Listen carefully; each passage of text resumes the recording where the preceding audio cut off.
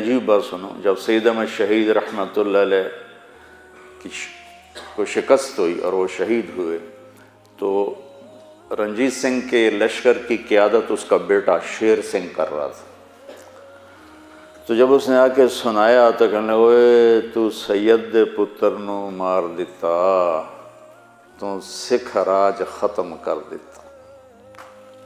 رنجیت سنگھ نے کہا تم نے سکھ راج ختم کر دیتا۔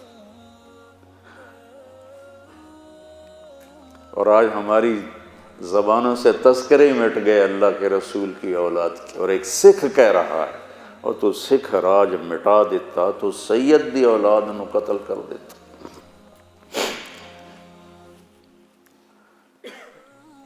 حضرت امام حسین رضی اللہ تعالیٰ عنہ آئے ابو ہریرہ رضی اللہ تعالیٰ عنہ سے ملاقات کے لیے، تو ان کے پاؤں غبار آلود تھے نا، تو ابو ہریرہ نے اپنی پگڑی اتاری اور اس سے پاؤں صاف کرنے لگے۔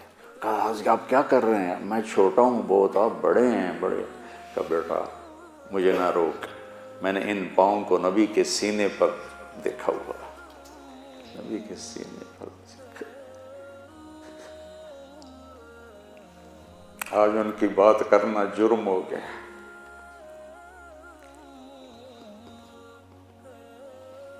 تم میرے بچوں سے نفرت کرو یا ان کی تعریف ہی نہ کرو، میرا دل بجھے گا۔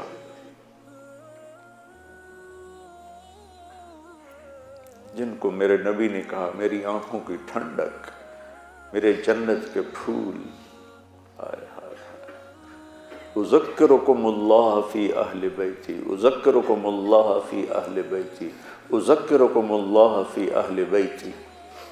3 دفعہ کہا میری اہل بیت کا خیال کرنا، میرے اہل بیت کا خیال کرنا، کیونکہ آپ دیکھ رہے تھے کہ ایک کو ذبح کر دیں گے، ایک کو زہر سے تڑپا تڑپا کے مار دیں گے۔ رنجیت سنگھ نے کہا تو نے سید کو قتل کیا، تو نے سکھ راج ختم کر دیا۔ 1839 میں رنجیت سنگھ مرا، کھڑک سنگھ بنا، وہ شراب کی کثرت میں 2-3 سال میں مر گیا۔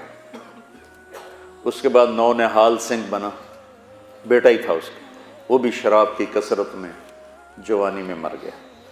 پھر تیسرا شیر سنگھ بنا جس نے سید صاحب کو قتل کیا تھا، اس کو سکھوں نے قتل کر لیا، قتل ہو کے مرا۔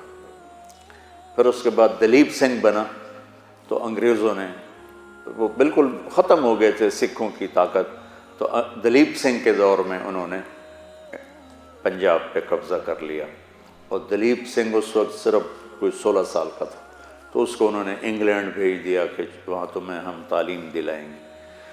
تو ایک غیر مسلم کہتا ہے تو نے سید کو قتل کیا، تو نے سکھ راج مٹا دیا۔ چند سالوں میں سکھ راج کا نام و نشان مٹ گیا۔